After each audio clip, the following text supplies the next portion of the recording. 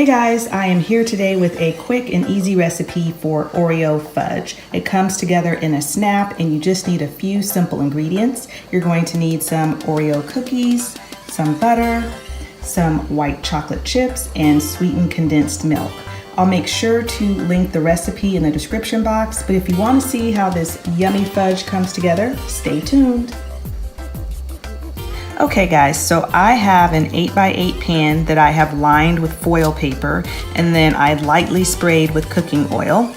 And in this Ziploc bag, I have 16 Oreo cookies that I crushed. Now they're not pulverized. You don't want them to be, like dust. You want them to still be a little bit chunky. So I'm gonna take half of these cookies and lay them on the bottom of the pan.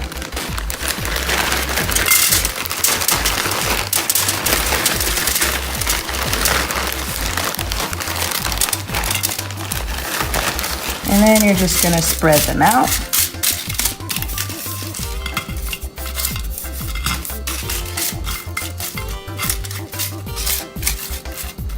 Just like so. So the next thing that we're gonna do is go over to the stove, and that's where I'm going to melt my white chocolate chips, butter, and my evaporated milk. All right guys, so I have a heavy pot here and I have my stove on medium heat. I'm just gonna drop in my white chocolate chips and my butter and my sweetened condensed milk.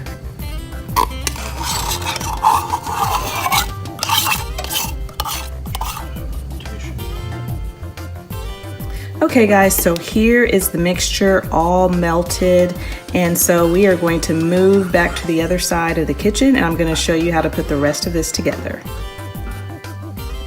All right, so all I'm going to do is pour this mixture over my crumbled cookies.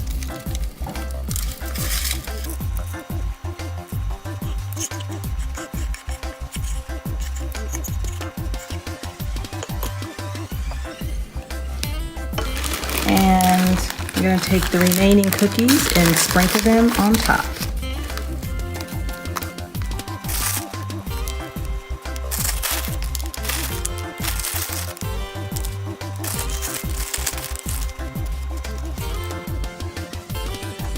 The next thing you're going to do is cover this with plastic wrap and place it in the refrigerator until it's cool, which will be an hour or two. Hey guys, so here is the fudge. I actually was doing some other household chores and it stayed in there a little bit longer than I was planning for it to, but it stayed in the fridge for about 4 hours and I started cutting it up. So here's some on the plate and here's the rest on the cutting board. I will caution you to make sure that you do grease the sides of the pan just as well so that it doesn't stick. Mine did stick a little bit, so I had a little trouble pulling it off.